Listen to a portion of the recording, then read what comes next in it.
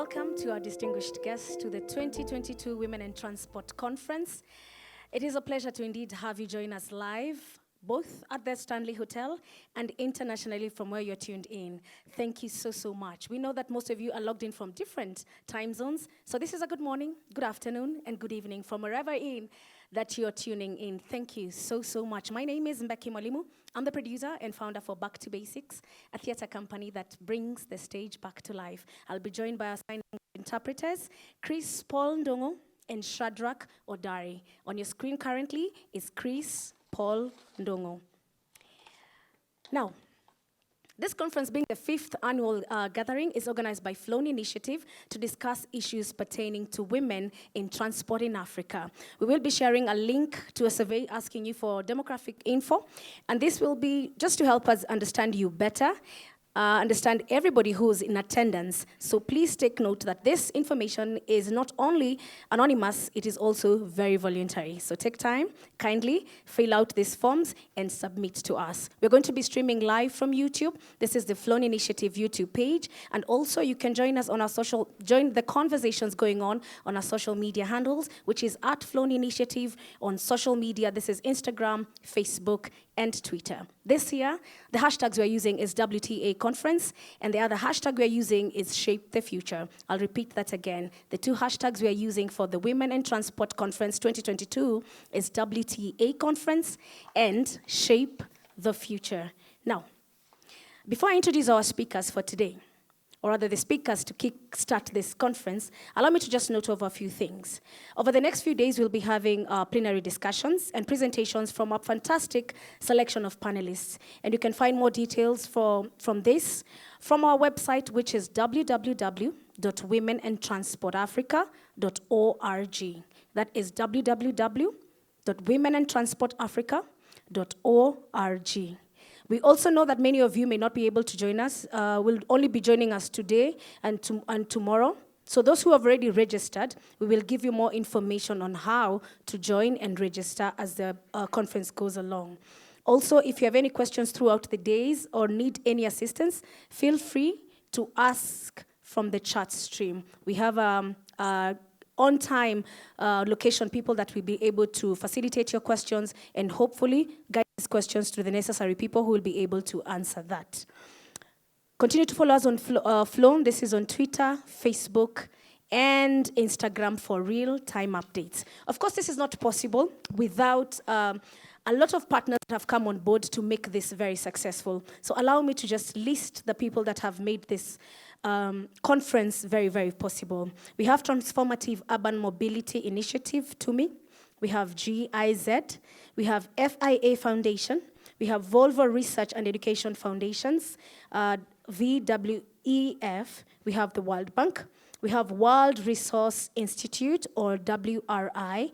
We have Frederick Albert Foundation. And last, but certainly not the least, Africa Women Development Fund. So thank you to our partners. We don't take this for granted. We're very happy that you're able to come on board and talk matters in relation to women and transport in Africa. Thank you so much. Or as we say in Swahili, asanteni sana. Now, without much further ado, allow me to welcome the Flone Initiative founder and Chief Executive Director, Naomi Mwaura, to tell us the origins of this convening and why it is so important to have conversations surrounding women and transport in Africa. Naomi? Greetings, everybody, and welcome to the 5th Women in Transport Africa Conference. My name is Naomi Mwaura, and this conference is hosted by Flone Initiative, which is a women-led charitable trust that works to design and implement interventions in public transport, conduct interventions, and also conduct research in this field, and organize inclusive dialogues and trainings that promote skill building, idea sharing, and learning to inspire new solutions to transport challenges. Allow me just to give you a brief background on Flone Initiative. And now I will call on IT to just pull up my presentation. I made a cute little presentation to go along with my talk. And so for the past couple of years, next slide, So for the past couple of years, we've worked on 4 main issues, one of them being that public transport does not meet the needs of various users. And I'm talking about women, children with disability, the elderly. And we say that public transport, not just the bus, but also the bus terminus, is not a stage where you go there to move from point A to B, but it is a stage where human interactions occur. And for most vulnerable groups, these interactions are negative. The other issue we've been working on is that public transport users are captive users. So given a choice, they would prefer to buy a personal means of mode of transport, that is a vehicle, as opposed to investing in education, business investment, medical care, and definitely savings. The issue of harassment has been rampant in public transport. We have about 88% of commuters experiencing or witnessing issues of harassment and violence in public transport. And the fourth issue, and which has brought us to here, is the barrier to entry and advancement in the industry, where workers in the industry cite public stigmatization, sexual harassment, and lack of safety in the workplace. Next slide. And so we ask ourselves, why is this the most important time to address this issue? We've seen Kenya invest in the tune of billions in terms of physical infrastructure. We have the latest project, which is the Nairobi Expressway. Has anybody here used the Nairobi Expressway in the room? Or if you're online, if you've used the Nairobi Expressway, just put your hand up. And that project costs about 65 billion US dollars. We have our Thika Superhighway, which cost about 360 million US dollars. We have another estimated $300 million in the right rail, commuter rail. But unfortunately, there's not much investment in other aspects of road transport, and that is social governance and regulations. And so you find that with time, you'll find that this physical infrastructure will increase the inequalities that are already existing in public transport systems. And so is in 3 ways. One, we conduct research and generate knowledge. Our latest one being our research, which will be presented in this conference, which is a guidebook for public transport operators on how to interact and support with persons with various disabilities. Our second mandate is behavior change. And in this way, what we work with is apologies, I think my slide is moving a bit. Advocating for behavior change, which is our second mandate, where we look at providing trainings to key stakeholders, and that is government officials, public transport organizations, and operators. Lastly, we have a movement building mandate, where we have established women in transport chapters in Nairobi, Mombasa, and Machakos. And based on these mandates, we have a couple of programs. We have Usalama wa Umma, which means public safety program, where we provide both personal and professional development trainings, as I mentioned, to government agencies, public transport companies, or in Kenya, what we call SACCOs and operators. We have a Women in Transport program that seeks to attract, retain, and advance women professionals in the industry. And our Moving Barriers program, which works on disability inclusion and disability mainstreaming in the industry. Lastly, as I mentioned, we have our research mandate. And another research that we've worked on is accessibility of public transport for women with disability and the elderly. Next slide. And so one of the key questions we always get is, what does Flone mean?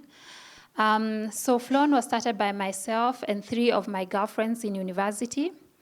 And we were commuting to and from university, and the issue of harassment just kept creeping up in our conversations. And at that time, we decided to implement a couple of interventions in university, one of them including self-defense training. And eventually, we realized that we were interested in this field. And the fact that I came from a family that ran matatus also further solidated the idea. And so in 2013, we decided to form the organization. And Flone Initiative is actually a combination of my parents' names, who are Florence and Nehemiah. Next slide. And so since 2013, we've had a couple of milestones. One of them, as I mentioned, the Usalama wa Umma program, which was established in 2013, and we moved around the country in Kenya in various hotspots.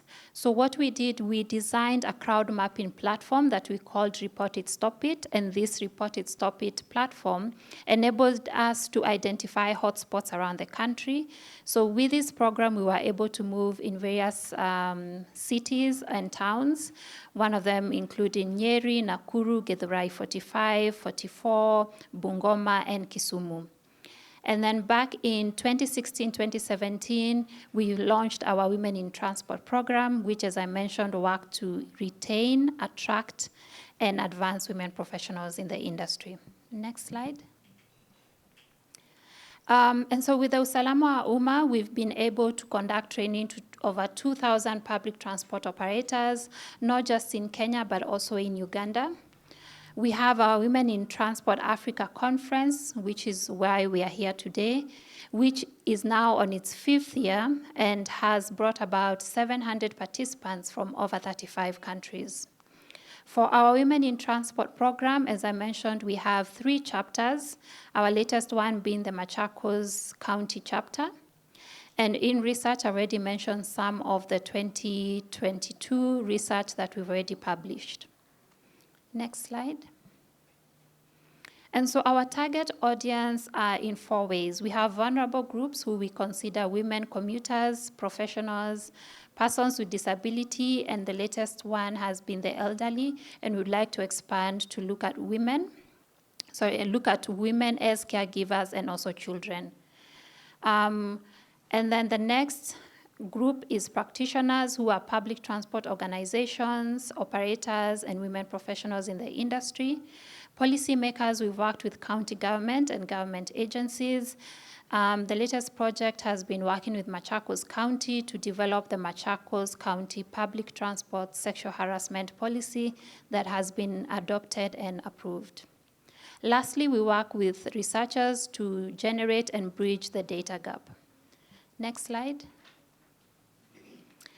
And I know for many, many years I've been the face of Flone Initiative, but there are other colleagues I have and who will also present. We have Lucy, who's our program officer, Janet, who's a program intern, Robert, Regina, and Oliver Seno. Next slide. And so part of our partners who have enabled us to do the work we've been able to successfully implement over the years is that we are part of a very strong transport network, the Socially Just Public Transport Working Group, which is hosted by the Frederick Albert Foundation, and also another working group by the African Union, which is the African Union Women in Infrastructure Network. We partner with academic institutions, one of them including the Kenya Bus Driving School. Government agencies, as I mentioned, our recent project has been with Machakos County government. We've also signed a memorandum of understanding with the Nairobi Metropolitan Area Transport Authority, known as NAMATA, to conduct trainings on gender and disability mainstreaming. We have our program supporters and our conference supporters, who we are very thankful for their support throughout the years. Next slide. There are various ways you can get involved in Flone. You can volunteer with Flone. Just send us an email at info@floneinitiative.org. You can also support the next generation of women in transport professionals by donating to us.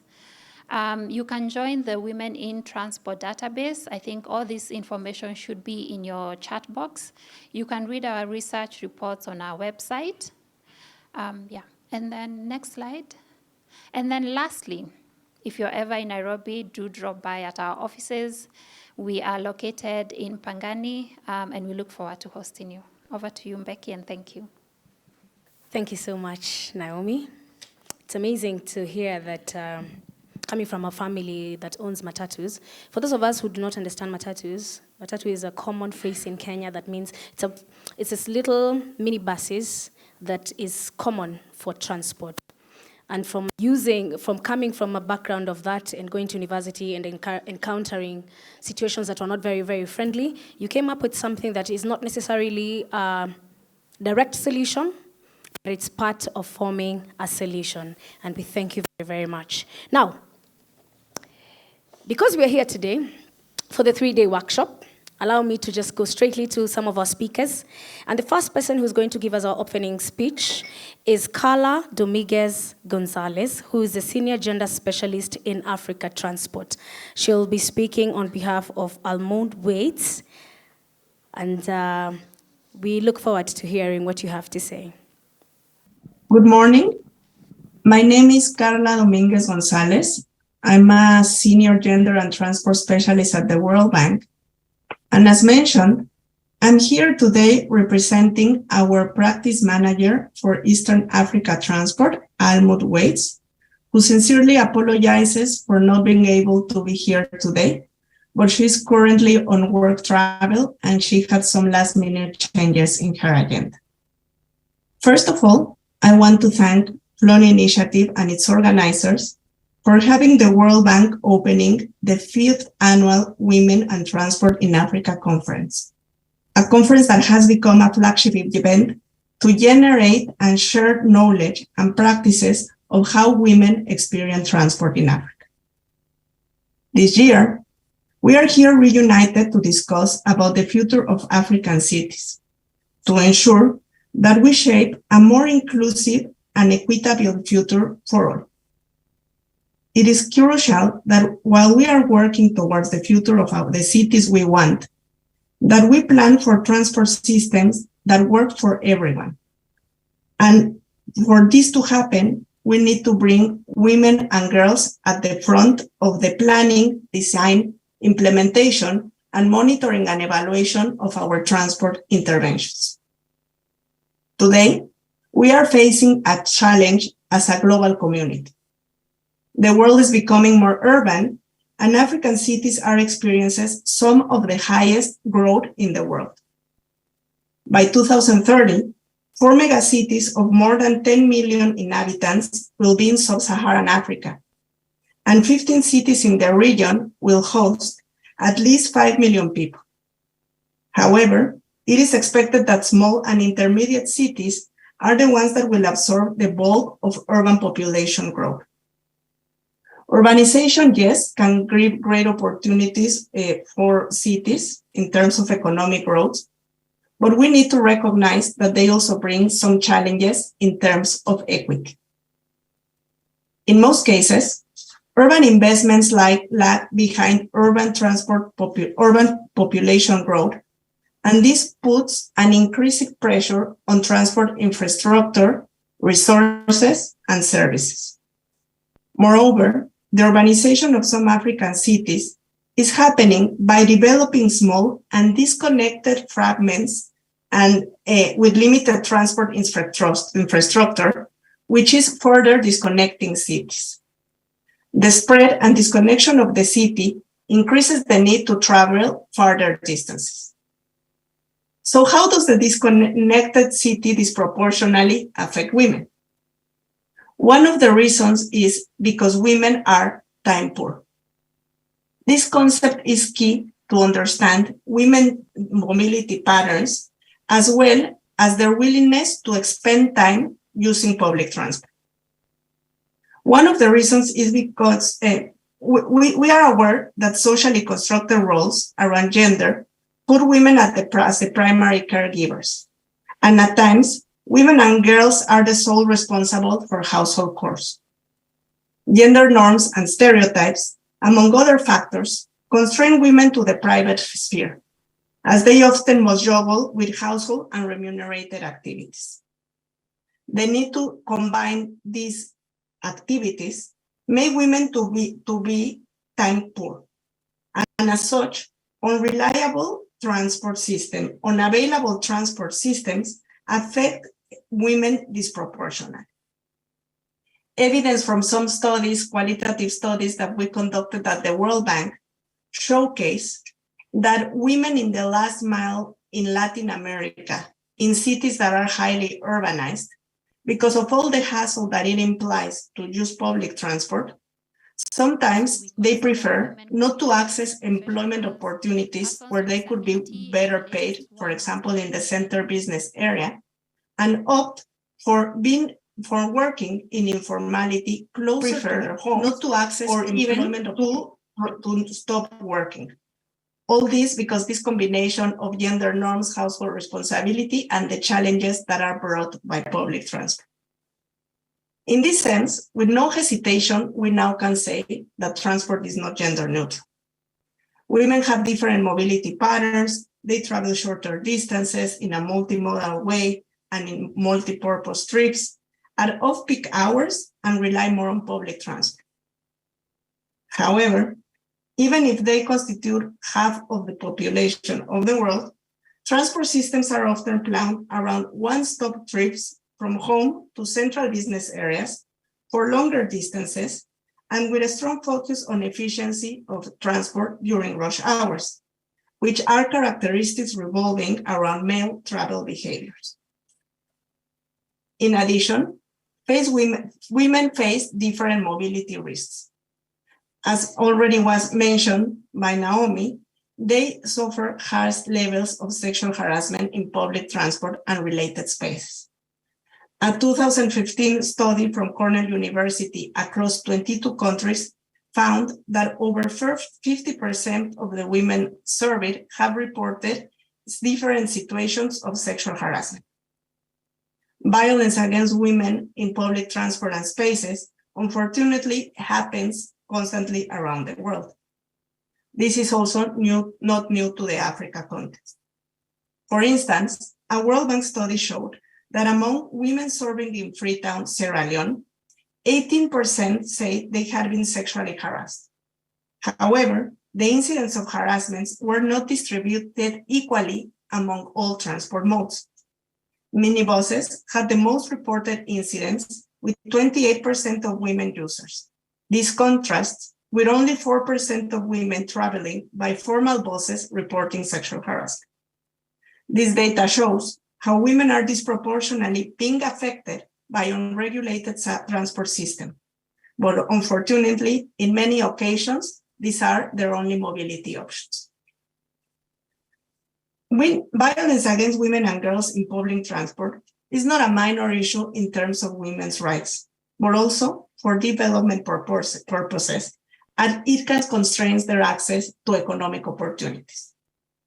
A study from the International Labour Organization reveals that limited access to and safety of transportation is estimated to be the greatest obstacle to women's participation in the labor market in developing countries, reducing their participation probability by 16.5 percentage points.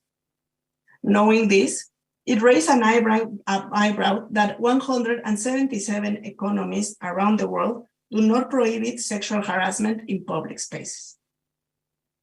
Creating and implementing mobility solutions of today and tomorrow requires that we understand and address the needs and risks of a diverse society, putting special attention to the priorities of women and girls to achieve maximum economic gains, and for this purpose, more data and analysis is needed.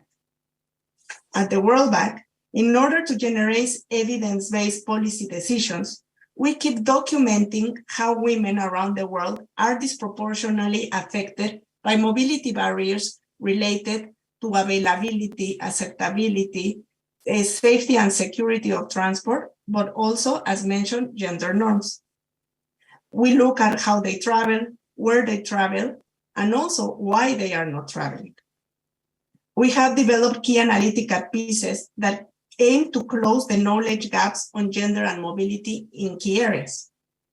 Our work encompasses, for instance, a systematic literature review on what works and what doesn't to bring gender consideration into transport, an analysis of mobility barriers that low-income women face in the last mile in Latin America and in rural Africa, where we also put some focus on non-motorized transport.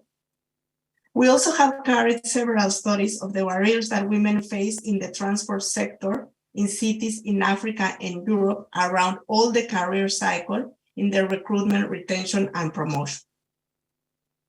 I really want to highlight that at the World Bank, we are working with our clients to ensure that these analytical pieces are operationalized, as you can see in a discussion that we will be having tomorrow.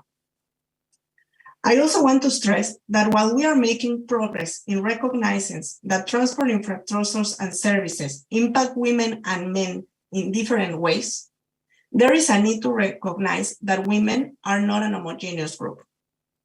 Gender inequalities often interact with other forms of inequality, such as class, sexuality, immigrant status, or disability, and exacerbate each other. Intersectionality, a term coined by Kimberly Crenshaw over 30 years ago, refers, in her own words, to a lens or prism that helps us see how people's social identities overlap and create compounded experiences of discrimination. We need to bring to the center of our conversation, to the decision-making arena, the voices not only of women and girls, but of women and girls with overlapping characteristics. Nowadays, it's also imperative that we don't forget the nexus between climate, gender, and transport. Climate change is a threat multiplier. According to the UN, when disasters strike, women are less likely to survive and more likely to be injured.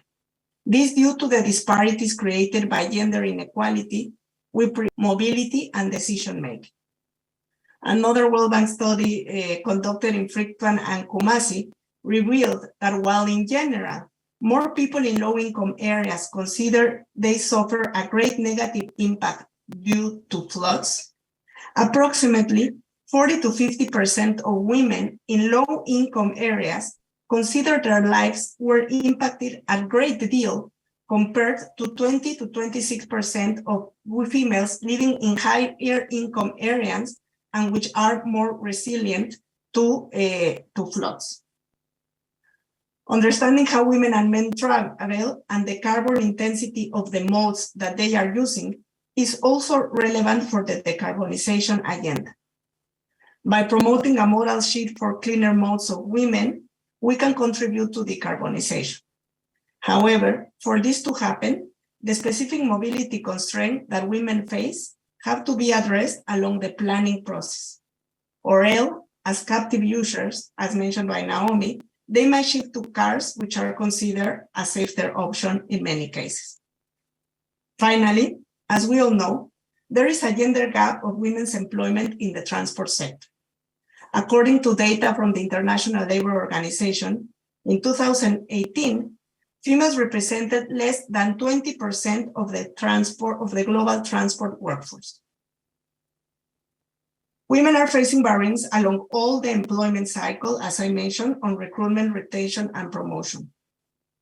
But we also know that certainly girls face gender stereotypes since early ages to enroll in STEM careers. It is also more common for women to have less job security and lower paid jobs than men across the transport sector. If we want more gender-responsive planning and policies, it is key to support the meaningful participation of women at all levels and all the career cycle, as is showcased in a World Bank-led study for the transport sector in Kenya. Given this panorama, what are we doing about all these issues? From the World Bank Transport, we are working on key areas, including, but not limited to, first, improving gender data collection. While we recognize that collecting and disaggregating data by sex is a major step, we are going beyond. We are improving our data collection instruments to ensure that methodologically and in terms of content, they are sound to the high-end standards to ensure that data collection has high quality and that for example, as we were mentioning, the challenges that women with overlapping characteristic face are also revealed in these studies. We are also taking advantage of technology and big data to capture the mobility patterns of different groups. We are also conducting qualitative research to bring on board the voices of women with different characteristics.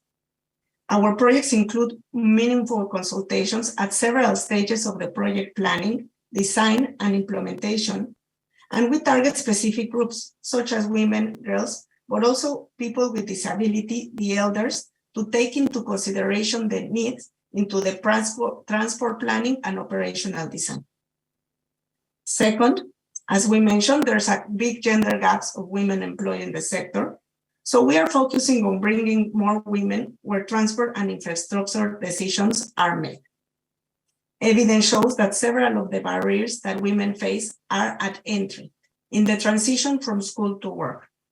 Therefore, in several of our projects, for example, in the recently approved Burundi and Mozambique, we will provide with internship programs and educational training skills for women to advance in their transport-related careers, while ensuring that we also have a gender action plan to address the barriers that they face in their recruitment, retention, and promotion.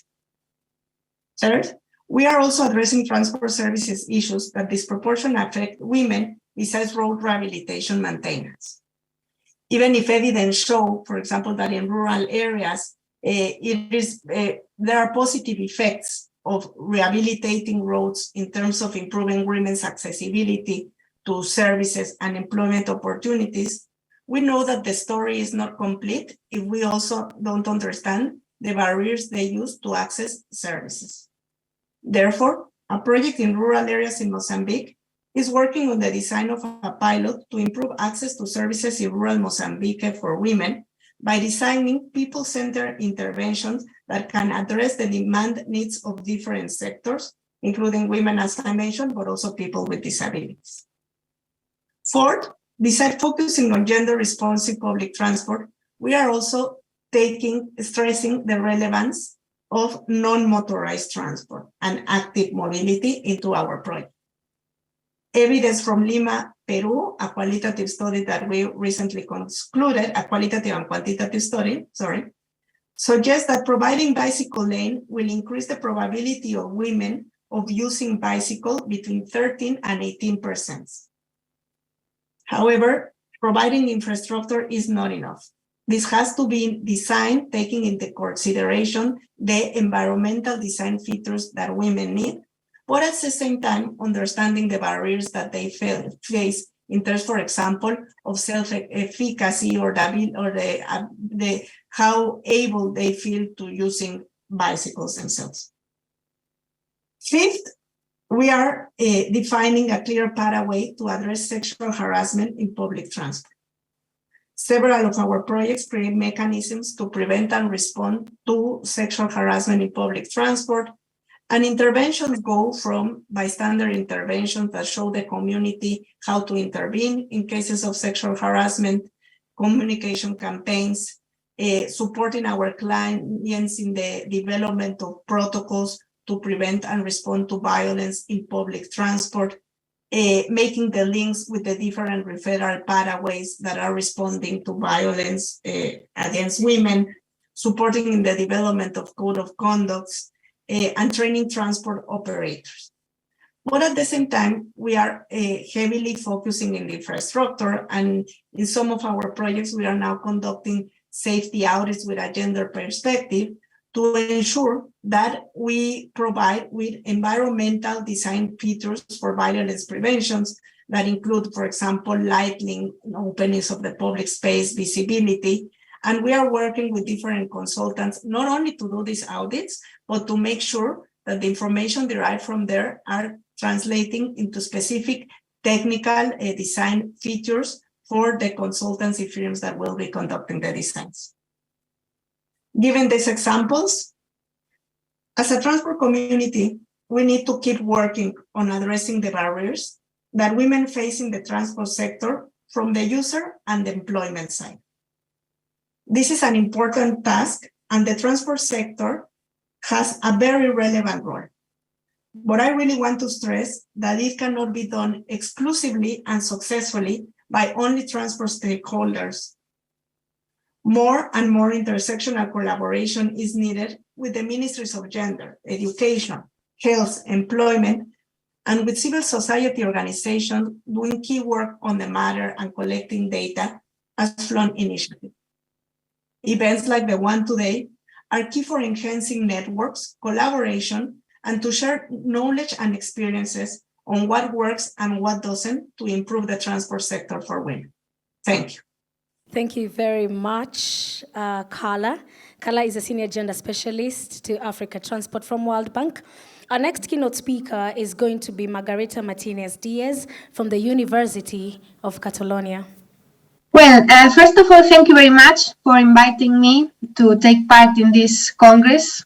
I think it's a very nice organization and it's important to exchange ideas in order to find solutions to the current problems that mobility faces. Well, I was asked to speak about the mobility of the future, and my first thought was how the mobility of the future should be. Because some years ago, this was the ideal of the mobility of the future. Even in films, we could see this kind of futuristic cities with flying cars and whatever. I don't know if you like this kind of city, but in my case, no. Nowadays, fortunately, I think all of us agree that the mobility we need is a mobility that is efficient, that is safe, that is sustainable, and that is inclusive. But this change of mind was not spontaneous. It was a consequence of our awareness because we are suffering a lot of externalities related to transportation, pollution, congestion, lack of equity. So I have some premises in order to really reach this objective, this ideal mobility. So the first premise is a bit strange, perhaps, but I think we are paying too much attention to technology. And I am a researcher, I'm a civil engineer, so I use technology. For me, technology is very important. But technology should be a tool to achieve our objectives and not an end in itself. We have the example of the autonomous vehicles here. So it's very common to see advertisements in which we can read that autonomous vehicles are going to solve all our problems in terms of safety, in terms of efficiency, in terms also of equity. But this is not true. And in fact, this has been demonstrated by researchers. So you can see this picture, which is very simple. So you have in the vertical axis is the flow. This is the number of vehicles that can cross efficiently a section of a road. So we want flow to be as high as possible. And you have in the horizontal axis the time gap. The time gap is the distance, but in units of time, between two consecutive vehicles. Nowadays, human drivers maintain more or less a time gap of 1 second with the vehicles ahead. But autonomous vehicles, for the sake of safety, are being programmed with a time gap that is of 2 seconds. And if you see, flows, so the columns, are much lower. So autonomous vehicles would even lead to an increase of congestion. This means that autonomous vehicles are something that is no good. Not exactly, but we must introduce them properly as any other technology. So we don't need vehicles in which we can sleep while driving. This is the first thing. And the second thing is that we need traffic management. This is, we need vehicles that are not autonomous, but are automated and that exchange information among them and cooperate in order to achieve the optimum, but for the overall traffic. And not only this, it would not be a good idea that any of us or the people that nowadays have a car have an autonomous vehicle. So the idea is that this kind of automation is implemented in the public transportation. More examples, the Hyperloop. So the Hyperloop is or will be technologically feasible, but do we really need to put the focus on such a transportation mode? I think we have great challenges and we should put our efforts in improving current transportation modes. And the third example is that of artificial intelligence. Again, I'm not saying that artificial intelligence is not good, of course not. We are already using it, also big data.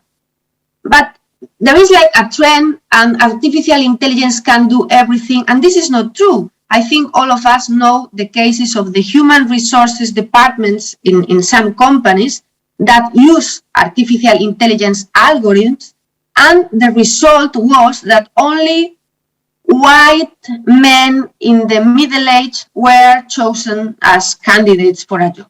So we must use artificial intelligence, but we must control it, and we must combine artificial intelligence with the basic theories and models of transportation engineering. So the second premise is that mobility must be people-oriented, because most of our trips are done because we need to access an activity. So it is possible also that we move only because we want to move, we want to go for a walk.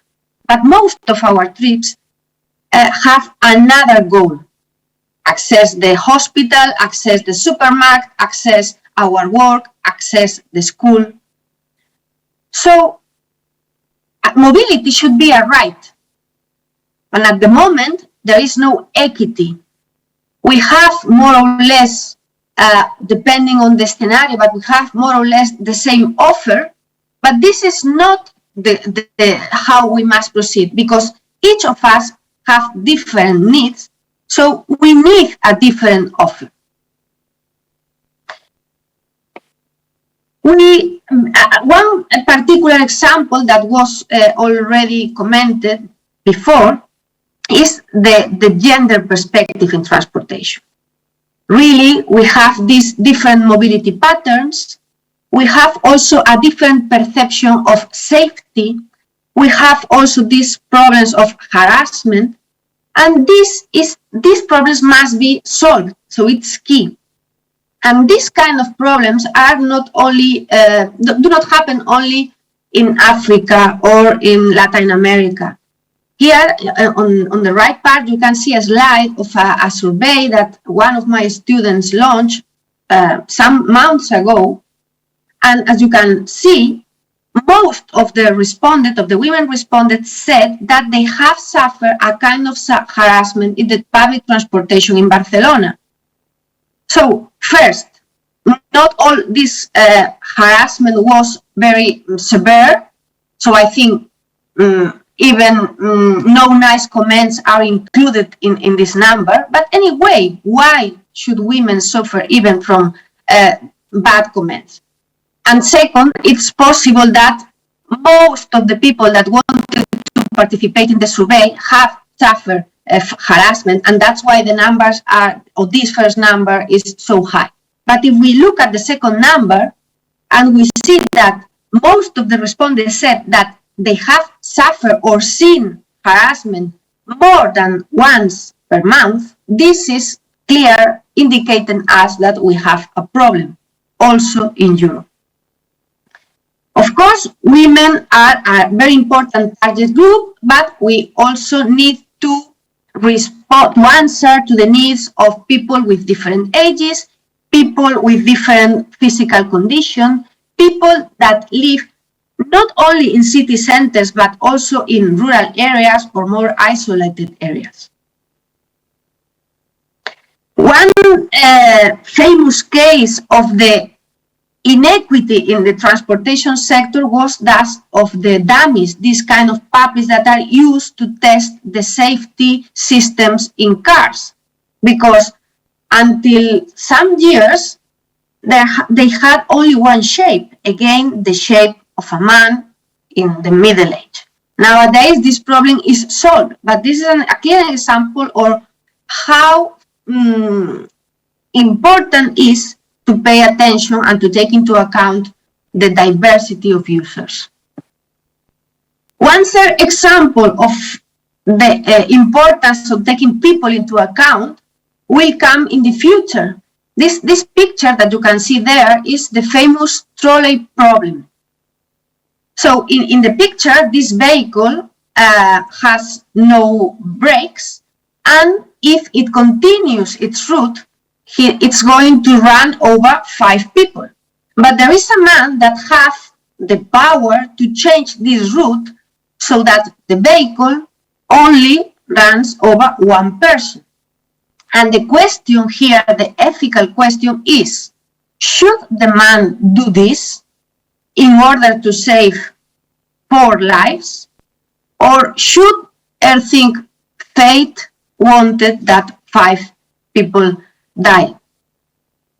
So this is a question that must have an answer in the future, because automated vehicles will take such decisions in case of an accident, in case of a dangerous situation. Or more properly, not automated vehicles, but governments that must decide how we researchers or programmers must program the algorithms that will give the path to these decisions. So this kind of topics are going to be more tricky than technological topics. So technology runs. With technology, we can achieve everything, but humans must be always in the center, because we are complex. We are complex, and these problems must be faced. And equity must be also introduced as a matter of interest, because and people, this people-centered orientation. Because if we are a company and want to succeed, we must take into account what people need and what people want. This is a picture of the bikes that come from sharing systems in China that failed.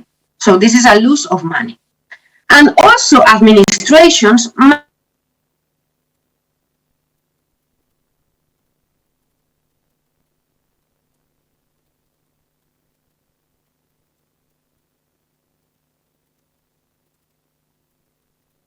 public transportation offer does not address our needs, probably if we have a car, we will continue using this car. And even more serious, if we don't have a car, perhaps we don't have the possibility to access the job, the school, the university, or the hospital. Another example is, another example of how important it is to have people in the center of the designs.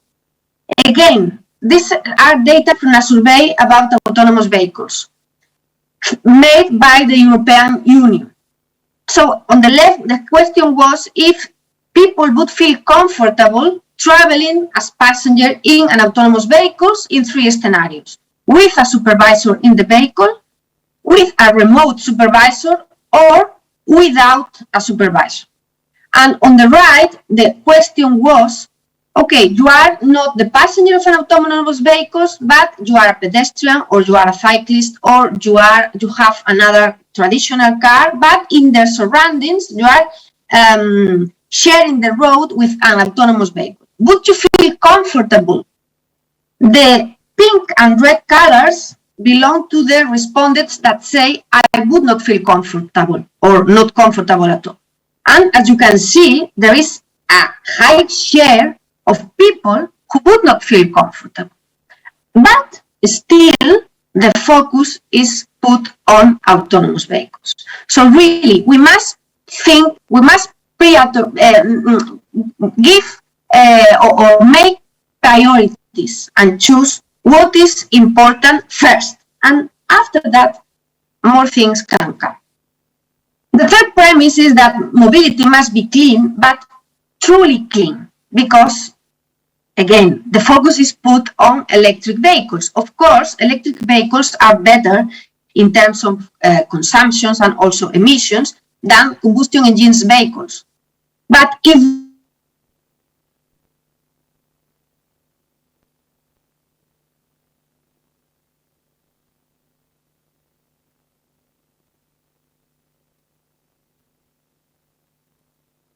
they still have accidents, and we would have other problems because there is no enough electricity to feed such quantity of vehicles, and we should have to exploit a lot of resources to elaborate the batteries. So electric vehicles are a good solution as long as they are again introduced as public transportation. So the backbone of any mobility offer, of any mobility transportation system must be the public transportation. And after that, of course, we can also promote soft modes of transportation, cycling, walking, but this should be something additional, because elderly people or women with children, or perhaps we have a lot of bags, we cannot cycle, or perhaps we can, if the distance is very long, we cannot walk. So again, public transportation must be in the focus. The fourth modality is that we must think in a multimodal way, because, and especially women with this kind of chain trips that we make in order to leave the children in the school and then go to the supermarket and then go to the job. So it's very strange that nowadays one person only uses one mode of transportation to go from his or her origin to his or her destination. And in most occasions, this is really hard to reach the destination, either because we have some stretch without any modal transportation offer, or because we have it, but we must wait a lot, or we must lose a lot of time. So this is something that must be handled also.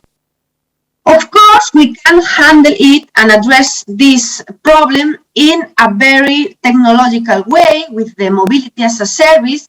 As you know, this idea of mobility as a service is that we would have only one provider. We could even have an app in our phone. We could even pay a flat rate per month, and we would be able to choose each day between a lot of transportation modes, and we would receive like a suggestion in order to do our trip, a multimodal trip, but seamless, without waits.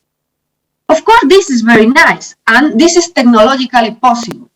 But should we wait till this is possible, until this is implemented in every country? I think not. I think nowadays it's also possible to coordinate the different transportation stakeholders in order to make multimodality easy with the tools and with the transportation modes we have. And then when we have this, and we have more time and more possibilities and more money, because money is also necessary, then we can go and try to reach this perfect solution. The fifth premise, and the last one, is that if we have different tools, we have different scenarios, people is more awareness of how important mobility is, we should do different things, because to some point we are doing the same things as before. So as with electric vehicles, okay, I change one vehicle for another vehicle. This is not the option. And I have here some examples. So the first one is traffic management, because even when we try to promote a modal shift, we will always have cars and buses in our roads. So we should try to manage this traffic so that we have no congestion. And we can do this in two different ways. Imposing static traffic management strategies, this means we have some measure, and this measure is always like this. Or using the technology that we already have, and there are even cheap technologies, in order to, in real time, control how is the situation of the traffic, and then process this information and take the decisions in real time that are the better to solve the current situation. I have in the pictures two clear examples. So we have in the left two lanes that are for public transportations or vehicles with a high number of passengers, which is good. This is a good measure because we are trying to promote the use of public transportation, or if we use private cars, at least these private cars should have more than one passenger. So this is good. But what happens if in the other lanes there is a lot of congestion or perhaps an accident? We cannot take advantage of these lanes to solve this particular problem. If we have the situation on the right in which we have a panel that in real time shows a message and gives an advice or a suggestion or sometimes an order, in this case, it is saying these lanes are only for vehicles with more than 3 passengers, and this is amazing. But if there is any problem, these lanes could be also used for other purposes, also for emergency vehicles or whatever. So this is not so difficult to do, and we must change our mind and try to implement this kind of measurements. And last examples for those of the car following models. So I'm not going to go in depth into this, but these are like very basic models in traffic engineering because they try to mimic how consecutive vehicles or consecutive drivers behave. These models were designed or defined a lot of years ago, and of course they were defined thinking in a human as a driver. And nowadays that we have automation, which is not the same as autonomous vehicles, but we have automation in the cars, in the buses, so there are systems that can help the driver. We are using more or less the same car following models, only changing some parameters or some default values. So my thought and that of my research group is that we should start from scratch because we have a different situation. Also, when we are trying to, this is something that for the administrations is very important. So we have a lot of people that want to go from A to B. Okay, so administrations and researchers and also companies analyze which specific transportation modes they are going to use to go from A to B. So, and perhaps 30% are going to use the private car, 20% are going to use the public transportation. So these numbers come from other types of models that are discrete choice models. But discrete choice models have a limitation, and this is that they suppose that one person is going to reach his or her destination using only one transportation mode.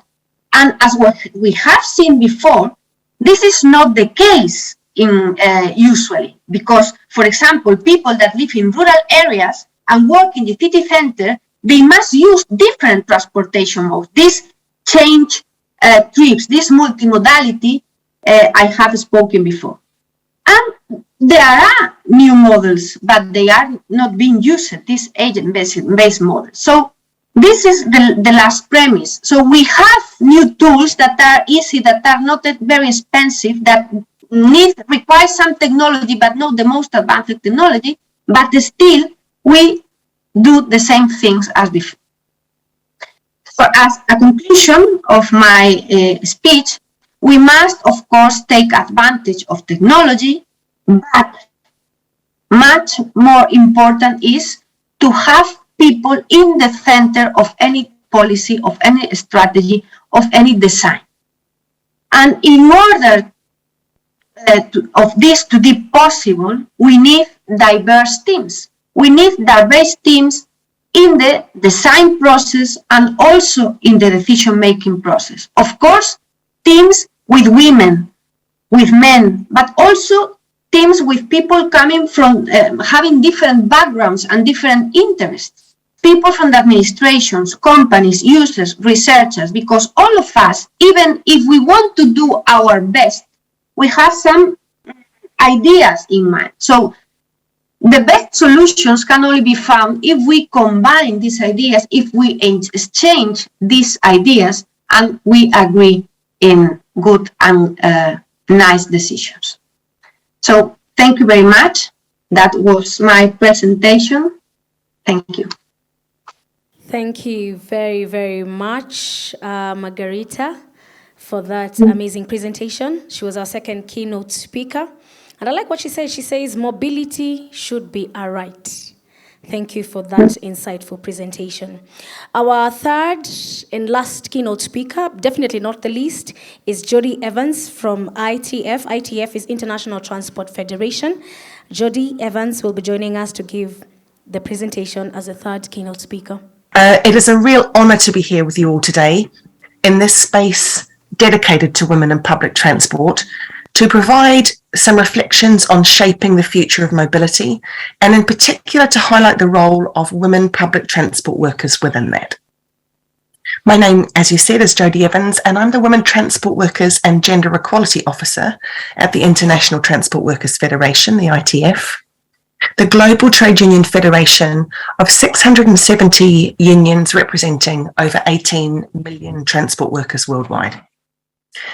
So I'd like to start my contribution by sharing the reflections of a woman public transport worker in Uganda. Ladies in this industry, we are discriminated because of our gender. People think that women cannot drive, cannot do this and this and this. And yet we are capable of doing everything. This honest and powerful reflection was included in a short film that the ITF made about the power of informal transport workers. A film that was made 5 years ago, but unfortunately this reality still remains for many women in the informal transport economy and for other women in public transport around the world. As in other sectors of transport, the systemic exclusion of women from decent and secure work is a persistent issue in public transport. Gender stereotypes persist, which can be expressed as negative attitudes about women's abilities and suitability to work in public transport. And in practice, this is exhibited in differences in the status and conditions of the jobs done by women and men, with women more likely to be in the jobs that are lower paid and more precarious. These are issues of significant concern to women working in public transport. Such as a lack of maternity rights, long working hours, poorly designed vehicles and uniforms, wage inequality, exposure to violence and sexual harassment, and inadequate facilities, including safe access to decent sanitation facilities. And all of these issues can have a really profound impact on the retention of women in the sector. And the COVID-19 pandemic has exposed and exacerbated existing harmful inequalities.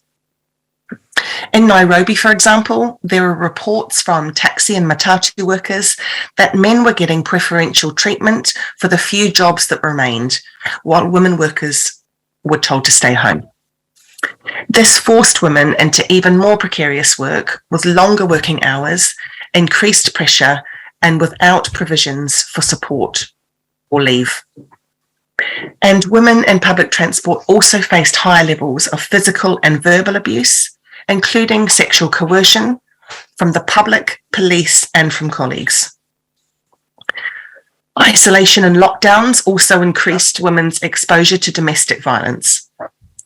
As we emerge from the pandemic, public transport services are vital to rebuild the life of cities, and there is an opportunity to adopt a gender-responsive approach to recovery to ensure that inequalities are not reproduced, perpetuated, or intensified. Public transport in itself is a form of care and has the potential to transform the quality of life for women who are its biggest users. The expansion of public transport is vital to provide women with safe, affordable, equal access to their place of work and engagement with a wide range of rights, including the right to work and rights at work, the right to education, the right to healthcare, and the right to political participation. The expansion of public transport also strengthens green and decent work opportunities for women in transport, including the chance to shift from precarious or informal work into formal employment. There are many new ideas, concepts, and approaches that are being developed in cities and within public transport to respond to different challenges and to improve services, sustainability, and safety. Some of these new concepts include the 15-minute or 30-minute city concept, where city residents are able to meet most of their needs within a short walk or bicycle ride from their home.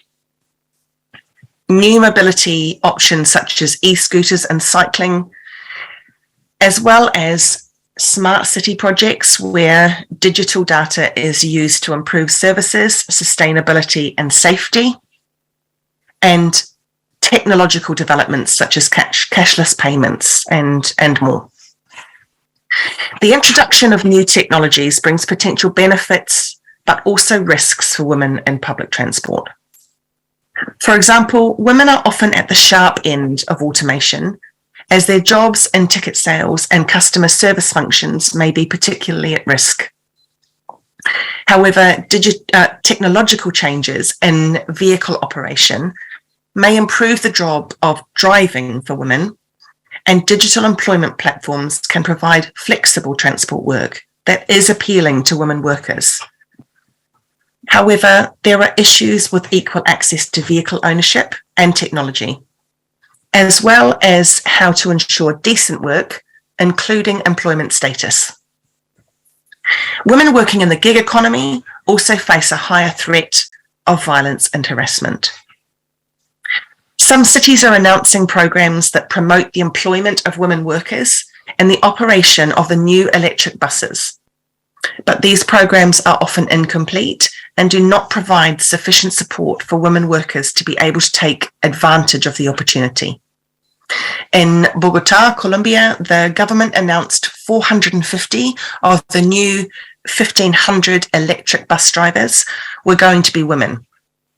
Although the announcement was made in July 2021, 6 months later, the electric bus company in charge of the operations, Green Mobile, had only hired 15 women drivers due to a lack of sufficient qualifications from candidates and a lack of support needed for women drivers.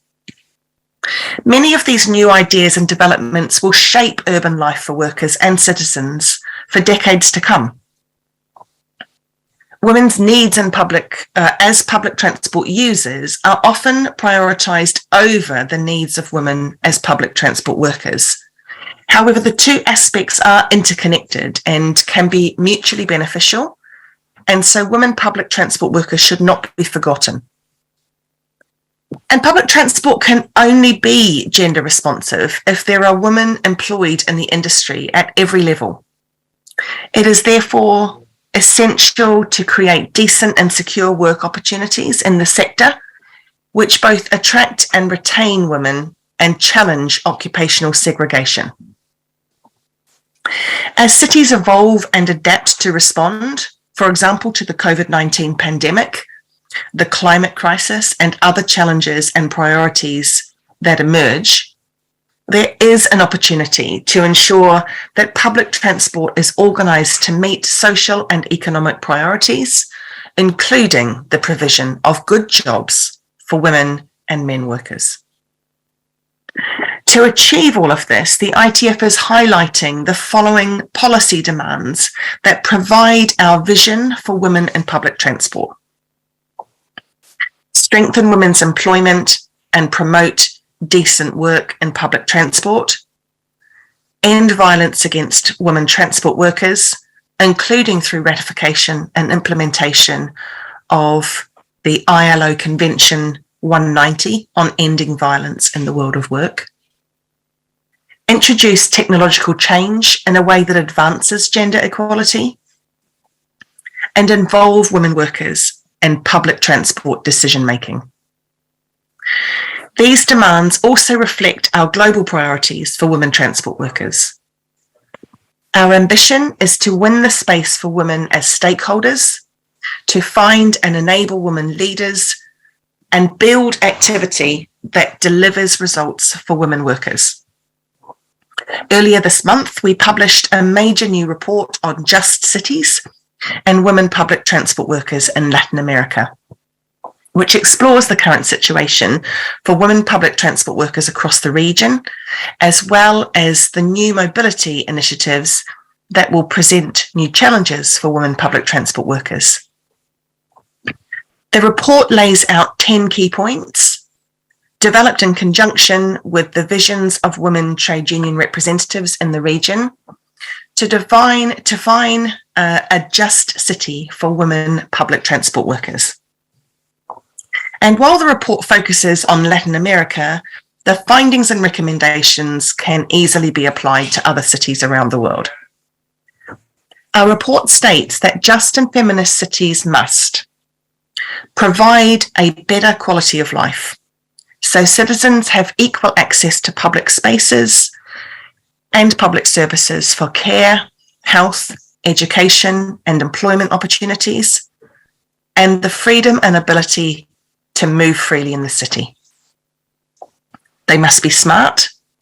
Smart technologies are used to make women's lives and work easier by creating decent and secure job opportunities for women, and planning processes take a bottom-up, user-centered approach, involving trade unions as stakeholders in consultations.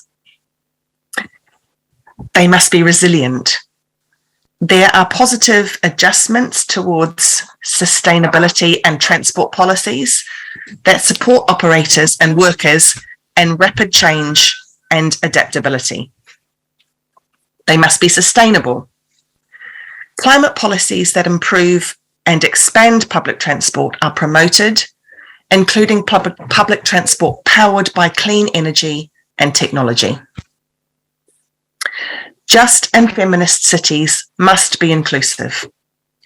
Policymaking and financing starts from the embodied experiences of different population groups, and the intersectional approach is applied that is responsive to the diversity of needs and inequalities emerging from gender, age, race, ethnicity, or ability. They must be creative. Alternative urban futures and spaces are imagined and created with the active involvement and participation of transport workers, unions, and marginalized groups in the transformation of our cities. They must be safe. All citizens can live and work in the city, and public transport is a space free of violence, harassment, or abuse. They must be equal. Dignified, equal, and inclusive opportunities are provided for women workers. Women's voices are heard, and women's rights are respected in social dialogue, negotiation, and consultation, and women are involved in shaping public transport policy. They must be caring. Networks of care and support are provided in the workplace and beyond. And they need to encourage activism as a fundamental part of societal change.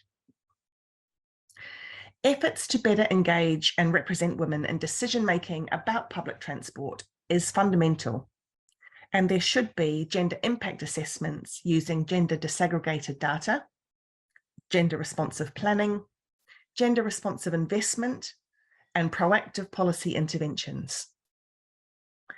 Labour impact assessments that include gender and the use of gender disaggregated data are really vital to help to better understand the economic and social impacts of public transport projects, the specific impacts for women, and to identify how policies can be developed to meet the needs of transport workers, ensuring that equality issues are addressed. The ITF has commissioned labour impact assessments, including gendered impacts, in Nairobi in 2019, Dakar in 2020, and Abidjan in 2022, to look at the potential impact of the introduction of new bus rapid transit systems on informal transport workers' livelihoods and working conditions. The assessments present recommendations for the introduction of BRT, outlining practical steps for a just transition from informal to formal employment in transport. Visibility is given to the experiences and work of women, and recommendations include steps related to women's employment and gender equity and addressing gender-based violence. This is what we're doing in the transport workforce, but for it to be effective, there will need to be joint leadership, commitment, and action from all stakeholders in the sector. In particular, these measures must be negotiated with trade unions, by